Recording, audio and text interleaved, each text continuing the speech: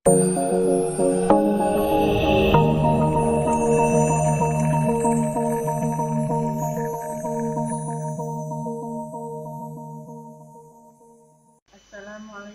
warahmatullahi wabarakatuh. Selamat siang semua. Hari ini Ibu akan melanjutkan materi dasar akuntansi pertemuan keempat. Ya. Minggu kemarin Ibu sudah menjelaskan bab 3, yaitu tentang jurnal, buku besar, dan neraca saldo. Ini adalah contoh-contoh transaksi untuk jurnal, buku besar, dan neraca saldo, ya. Di sini ada 9 contoh yang Ibu sajikan, cukup jelas ya soalnya. Kemudian kita lihat di sini adalah transaksi nomor 1. Pada tanggal 1 April 2019, Ibu Fitri memulai perusahaannya sebagai agen real estate dengan menyetor uang tunai pribadinya sebanyak 30 juta rupiah ke dalam kas perusahaannya itu. Nah, dari transaksi ini ya harus kita lakukan analisa dulu. Harus kita lakukan analisa bagaimana bentuk jurnalnya.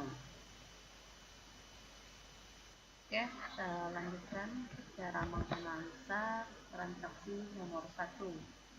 Ya. Di sini terlihat pada soal ya bahwa tanggal 1 itu Ibu Fitri menyetor uang tunai pribadinya sebanyak 30 juta ke dalam kas perusahaan. Nah, kalau kita lihat, kita tilik ya dari soal ini, cara menganalisanya adalah seperti ini. Misalkan menyetor uang tunai pribadi.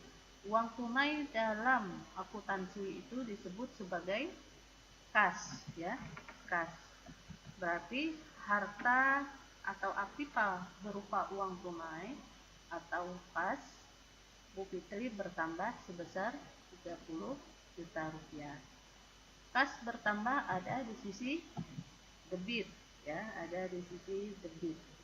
Jadi kita anggap di sini 30 juta rupiah. Ini 30 juta. Ya, 30 juta ada di sisi debit. Nah, sekarang apalagi yang bertambah?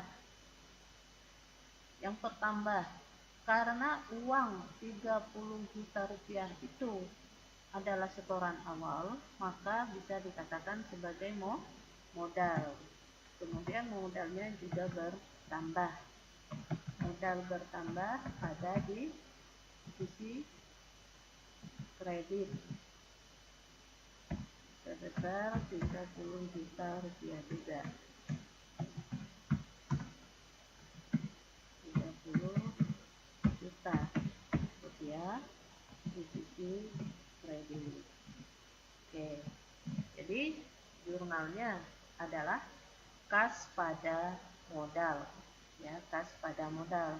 Kas bertambah di debit, modal bertambah juga di kredit ya. Modal bertambah 30 juta rupiah di kredit, di sisi kredit. Oke.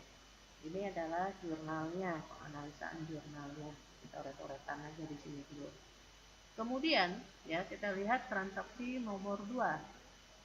Pada tanggal 5 April 2019, perusahaan Ibu Fitri membeli dengan tunai sebidang tanah dengan harga 8 juta rupiah ya. Jadi tanah Ibu Fitri beli dengan cash, tidak kredit, seharga 8 juta rupiah. Nah, kalau dilihat dari transaksi ini ada satu aktiva atau harta berupa tanah Bu Fitri bertambah, berarti tanah ya, tanah. Nah, jurnalnya tanah berupa ya, dari di sini tanah bertambah 8 juta rupiah. Jadi harta Bu Fitri berupa tanah bertambah sebesar 8 juta rupiah. Oke. di debit ya, di debit. Sekarang kita lihat lagi. Kemudian karena tanah ini dibeli dengan tunai, otomatis apa yang berkurang? Yang berkurang adalah kas. Kas Bu Fitri berkurang sebesar 8 juta rupiah.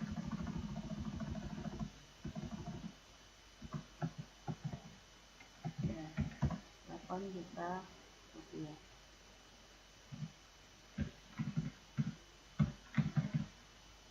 Harta berkurang berupa uang tunai atau kas ada di sisi kredit. Nah, itu ya. Jadi jurnalnya adalah tanah pada kas. Kemudian kita lihat transaksi nomor 3. Pada tanggal 15 April, Ibu Fitri membeli dari Nona Gita sebuah gedung dengan harga 14 juta rupiah. Dari harga 14 juta ini baru dibayar tunai atau cash 5 juta rupiah. Sedangkan sisanya yang 9 juta rupiah akan dibayar kemudian hari. Ya, ingat loh ya, Bu Fitri membeli sebuah gedung. Berarti kalau kita lakukan penganalisaan, di sini adalah apa yang bertambah? Yaitu harta berupa gedung bertambah sebesar 14 juta rupiah. Ya.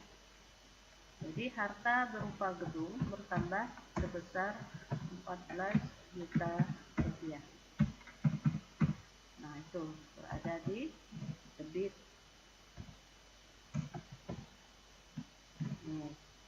Kemudian ya, dari 14 juta rupiah ini harga gedung baru dibayar tunai 5 juta rupiah.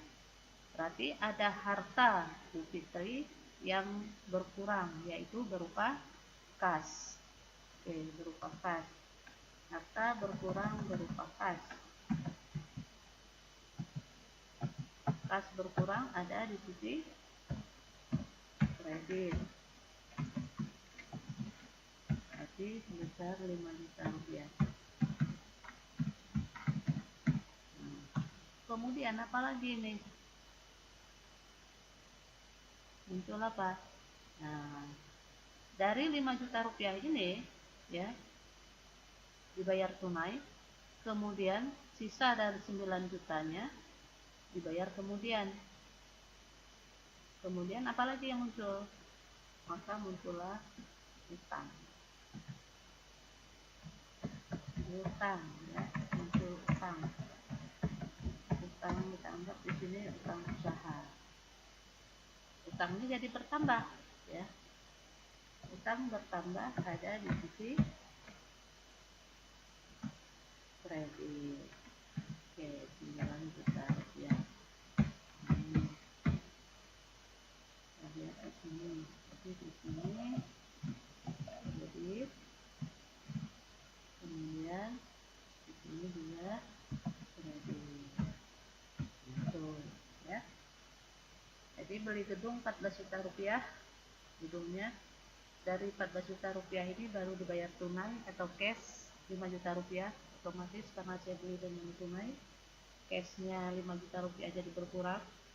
Kemudian 14 juta rupiah baru dibayar 5 juta, sisanya yang 9 juta rupiah akan saya bayar kemudian hari. Maka muncullah utang saya kepada Nona Gita jadi bertambah 9 juta rupiah. Utang bertambah ada di sisi kredit. Oke, sekarang kita lanjutkan lagi transaksi nomor 4 ya. Pada tanggal 20 April, perusahaan Ibu Fitri menjual dengan kredit sebagian dari tanahnya sebesar 2 juta rupiah. Oke, Ibu Fitri menjual tanahnya sebagian sebesar 2 juta rupiah. Tapi dengan kredit menjualnya. Berarti di sini kalau kita telaah dari transaksi ini, karena menjual berarti tanah Ibu Fitri berkurang 2 juta rupiah. Harta berupa tanah berkurang 2 juta rupiah. Berarti harta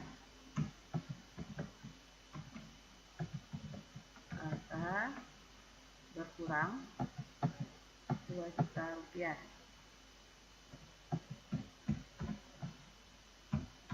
Harta berkurang berarti ada di kredit, ya, kredit. Oke. Sekarang karena menjual tanah dengan kredit, berarti muncullah piutang usaha. Muncullah piutang, ya, piutang usaha. Untuk piutang usaha sebesar 2 juta rupiah.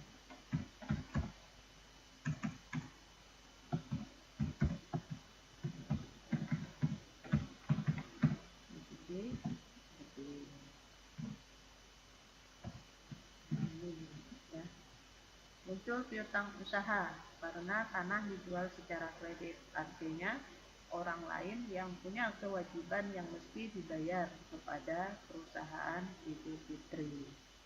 Oke, sekarang kita lanjutkan lagi dengan yang kelima.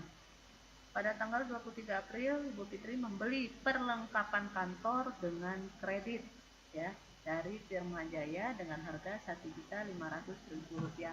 Membeli perlengkapan kantor berarti aktiva berupa perlengkapan kantor bertambah sebesar Rp1.500.000. Nah, ini debit. Kemudian karena perlengkapan kantor itu dibeli secara kredit, maka muncullah utang usaha.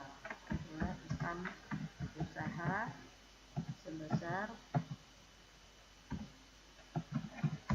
Rp1.500.000. Oke, ada di kredit. Untuk utang usaha, artinya Bu Fitri punya kewajiban yang mesti dibayar kepada Firma Jaya karena perlengkapan kantornya dibeli secara kredit. Nah, sekarang kita lihat di sini, ya, transaksi 6. Tanggal 25 April, Ibu Fitri menerima komisi berupa uang tunai atas jasanya sebanyak 3 juta rupiah. Menerima uang tunai, ya. Apa yang bertambah? Berarti kas, ya. Kas bertambah sebesar 3 juta rupiah karena menerima komisi, ada di debit. Nah, sekarang kita lihat lagi. Karena menerima komisi atas jasanya, maka apalagi yang bertambah, yaitu pendapatan. Muncullah pendapatan bertambah, ya. Pendapatan bertambah ada di sisi kredit 3 juta rupiah. Oke. Ini. Jadi jurnalnya adalah kas pada pendapatan. Sekarang kita lihat lagi transaksi nomor 7. 30 April, Ibu Fitri membayar gaji para karyawannya sebesar Rp500.000. Membayar gaji karyawan berarti muncullah beban, ya, beban atau biaya gaji. Boleh biaya gaji atau langsung gaji karyawan, boleh, ya. Kemudian bertambah sebesar Rp500.000. Kemudian di sisi berdiri. Nah, sekarang karena Bu Fitri membayar gaji karyawannya, otomatis kas jadi berkurang. Kas jadi berkurang sebesar Rp500.000. Ya, kemudian di sini kredit. Nah, ini biaya gaji pada kas atau gaji karyawan pada kas. Sekarang kita lihat transaksi nomor 8. Tanggal 30 April, Ibu Fitri mengambil uang sebanyak Rp1.000.000 dari perusahaannya untuk keperluan pribadinya. Mengambil uang untuk keperluan pribadi. Yang diambil adalah kas perusahaan, ya. Berarti kemarin sudah dijelaskan bahwa pengambilan uang secara pribadi oleh pemilik itu adalah namanya flight atau travel, ya. Travel jadi bertambah sebesar Rp1.000.000. Rp1.000.000 travel bertambah ada di sini. Kemudian karena uang perusahaan diambil 1 juta untuk keperluan pribadi, maka kas jadi berkurang. Harta berupa kas berkurang Rp1.000.000 di sisi kredit. Oke. Transaksi nomor 9. Pada tanggal 30 April, perlengkapan kantor yang tersisa tinggal Rp500.000. Ingat tuh ya, yang tersisa tinggal Rp500.000. Di tanggal atas, tanggal berapa itu bisa dilihat nanti sendiri, bahwa perlengkapan kantor itu Rp1.500.000, ya. Sedangkan di tanggal 30 ini perlengkapan kantornya tersisa Rp500.000. Kalau kita lihat dari soal, kita bisa buat jurnalnya, maka muncul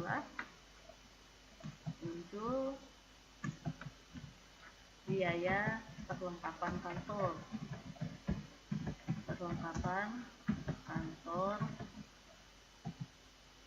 Harta bertambah, ya, berupa perlengkapan kantor. Yang tersisa, ingat bahwa tersisa itu Rp500.000, sedangkan perlengkapan kantor sebelumnya Rp1.500.000. Berarti di sini nilai nominalnya adalah 1 juta. Karena tersisa Rp500.000, sedangkan di awal Rp1.500.000. Jadi untuk mendapatkan nilai 1 juta ini adalah Rp1.500.000 dikurangi Rp500.000, maka muncullah Rp1 juta berada di debit karena biaya bertambah. Kemudian apa lagi? Harta berupa perlengkapan kantor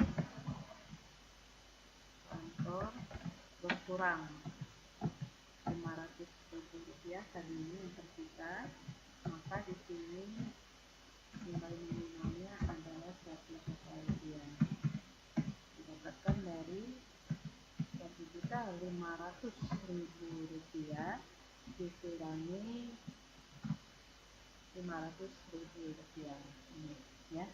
Jadi itu jurnalnya adalah biaya perlengkapan kantor pada perlengkapan kantor. Kalau kita lihat, ya, kita lihat penyelesaian jurnalnya, yaitu tadi mengikuti cara menganalisanya itu seperti apa. Sekarang kita lihat jurnal yang sebenarnya. Jangan lupa pada pembuatan jurnal harus dibuat judul atasnya. Contoh misalkan di sini Fitri Real Estate, jurnal umum per 31 April 2019, ya. Ada tanggal, nama rekening, nomor rekening, jumlah, isi debit dan kredit. Kemudian tanggal di sini jangan lupa untuk isi bulan dan tahun. Sedangkan kolom berikutnya adalah untuk mengisi tanggal. Ingat kemarin bahwa syarat pembuatan jurnal itu adalah jangan lupa untuk menyisipkan resume dari transaksi. Ambil secara garis besar aja atau resume atau kesimpulannya saja. Boleh dipisah seperti ini atau boleh pakai kurung begini untuk menandakan bahwa ini adalah resume dari transaksi itu. Kemudian penulisan jurnal, kalimat yang pertama agak menjorok ke kiri, sedangkan kalimat yang kedua itu harus menjorok ke depan. Ini untuk menandakan bahwa dia berada di sisi debit dan di sisi kredit. Kemudian, Bu, boleh nggak misalkan tulisan kalimatnya itu disejajarkan? Sebenarnya boleh kalau pakai kolom seperti ini. Di sini kan sudah bisa menandakan mana transaksi yang berada di debit dan mana transaksi yang berada di kredit. Tapi alangkah baiknya jika kalimatnya dibedakan. Jadi orang tahu pada saat melihat, oh iya ini di debitnya dan ini di kreditnya, seperti itu ya. Oke. Kemudian ini penyelesaian jurnalnya lengkap semua ya. Kemudian pada saat kita pencatatan di buku, misalkan satu lembar buku itu nggak cukup ya, jangan kalian langsung bablas saja, tapi tuliskan dulu saldo akhir dari transaksi yang ada, kemudian tulis di sininya dipindahkan. Nah, dipindahkan ya. Dipindahkan, kemudian baru dilanjutkan lagi ke lembar berikutnya. Pindahan saldo sebelumnya ditulis atau dimasukkan ya, debit kreditnya. Kemudian baru lanjutkan lagi transaksi yang belum selesai atau transaksi yang selanjutnya. Oke, sekarang kalau udah selesai dilanjutkan, hitungkan nilai nominalnya antara sisi debit dan kredit itu harus sama atau balance. Kalau tidak sama, berarti ada penghitungan yang salah. Nah, itu ya. Kemudian untuk nomor rekening atau kode rekening ini dikosongkan saja dulu karena kita baru bab keempat baru belajar kode rekening, bagaimana cara pengisian kode rekening, boleh dikosongkan dulu. Sekarang kita lanjutkan. Dari jurnal bisa diposting ke dalam buku besar. Caranya adalah lihat di jurnal itu ada transaksi apa saja. Contohnya di sini ada kas, ada tanah, ada hutang, ada piutang dan lain sebagainya. Kalau bisa pembuatan buku besar itu harus berurutan. Artinya berurutan begini. Kelompokkan dulu kelompok aktiva lancar. Nah, itu lancar. Kemudian kelompokkan aktiva tetapnya. Aktiva tetap. Kemudian apalagi? Utang, ya, utang. Kemudian apalagi? Modal misalkan. Nah, modal. Habis modal sama vibe ya, sama preferred. Kemudian apa? Pendapatan, kemudian baru biaya-biaya atau beban. Nah, ini. Jadi pada saat kenapa Bu harus diurutkan? Supaya enak ngelihatnya. Jadi orang akan cepat ngerti, oh iya aktiva lancar ini, aktiva tetapnya ini. Boleh sih sebenarnya diacak boleh. Cuman alangkah lebih baik itu secara berurutan. Silakan dulu mana aktiva lancar, mana aktiva tetap, mana utang, modal, five, pendapatan sama biaya-biaya itu ya. Kemudian buku besar yang pertama kita lihat kas ya. Kas itu merupakan aktiva lancar. Nah, kas itu aktiva lancar. Nah, kita pakai bentuk buku besar yang paling sederhana yaitu berbentuk huruf T ya. Ada dua sisi, huruf T itu ada sisi kiri yaitu transaksi debitnya, kemudian di kanannya adalah kreditnya.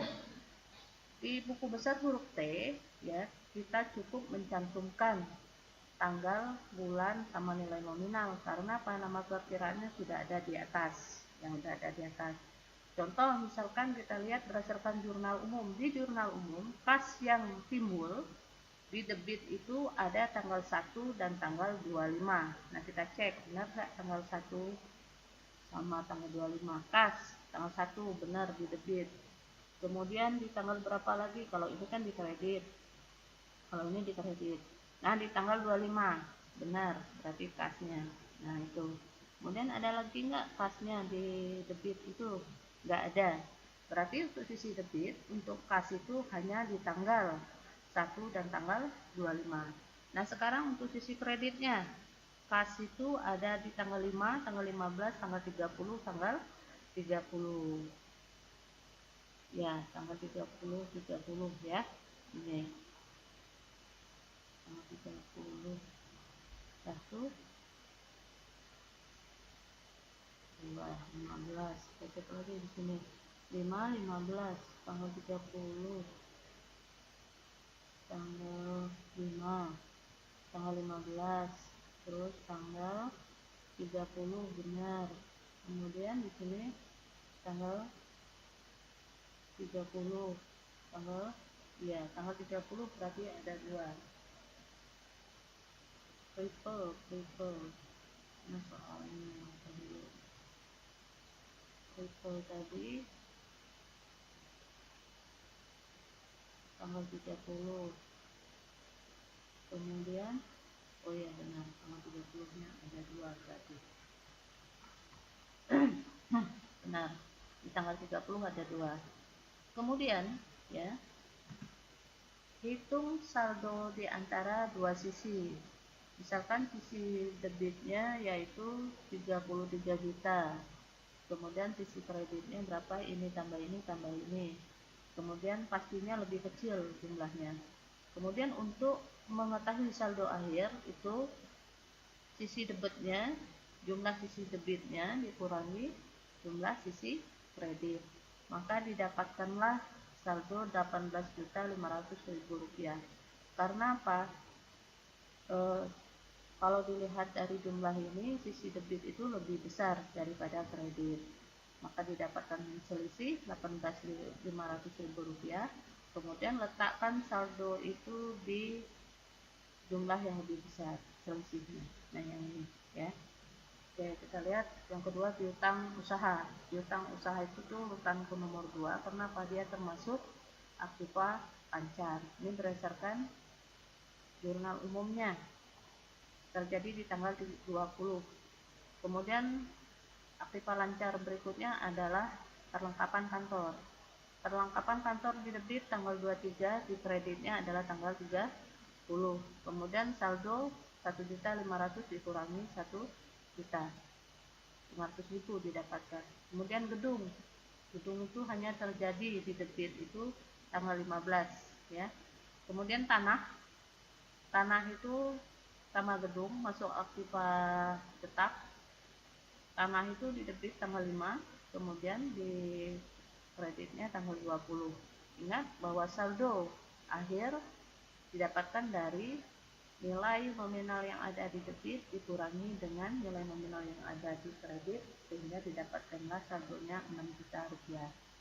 Selanjutnya adalah kelompok utang. Utang itu ada utang usaha. Berdasarkan jurnal umum yang lihatnya ini saldonya, kemudian utangnya jadi bertambah. Ingat bahwa utang bertambah ada di sebelah kredit. Modal itu terjadi hanya tanggal 1. Modal bertambah di sisi kredit. Kemudian prime itu pengambilannya hanya sekali di tanggal 30. Prime bertambah ada di debit. Kemudian pendapatan komisi tanggal 25. Pendapatan komisi ini jadi bertambah ya, bertambah di kredit. Kemudian ada biaya di sini adalah biaya gaji dan biaya perlengkapan kantor. Nah, itu. Kemudian ya, kalau buku besarnya sudah dibuat, maka akan gampang atau mudah sekali untuk membuat neraca saldonya. Nah, neraca saldo, ingat jangan lupa outnya harus dibuat ya. Di sini neraca saldo, jadi akan ketahuan keterangan ada di atas. Oh iya, ini adalah neraca saldonya. Untuk neraca saldo, ya, nomor perkiraan boleh kita hilangkan dulu karena kita belum belajar. Nama perkiraan yang ada di neraca saldo itu adalah semua buku besar, ya, semua buku besar.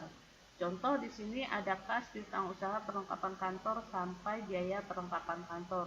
Ini adalah buku besar, ya. Jadi semua transaksi atau nama buku besar masukkan ke dalam neraca saldo. Misalkan di buku besar ada berapa nih? 1, 2, 3, 4, 5, 6, 7, 8, 9, 10, 11. Sebelumnya ada 11 buku besar. Masukkan semua 11 nama perkiraan buku besarnya di neraca saldo. Kemudian masukkan nilai nominalnya di debit dan kredit. Cara melihatnya mana yang terletak di debit dan mana terletak di kredit itu juga berdasarkan buku besar. Kita lihat di sini misalkan kas, buku besar kas. Ya, buku besar kas itu letak saldonya di sebelah debit 18.500.000 rupiah. Maka di neraca saldonya juga letakkan nilai nominal kas itu di debit sebesar 18 juta rupiah. 18.500.000 rupiah. Nah ini. Dan seterusnya sampai perkiraan terakhir. Contoh biaya perlengkapan kantor di debitnya adalah 1 juta rupiah. Kemudian kalau sisi kredit dan debit sudah dimasukkan penghitungan saldo akhir. Nah, total atau jumlah saldo akhir antara sisi debit dan kredit itu harus sama atau balance, ya. Oke, untuk hari ini itulah penjelasan Ibu masalah latihan soal yang jurnal, neraca saldo dan buku besar kemarin. Ya. Ibu rasa jelas sekali di sini, ya. Nanti berikutnya untuk lebih jelasnya ke latihan soal, ya. Cukup sampai di sini. Terima kasih. Assalamualaikum warahmatullahi wabarakatuh.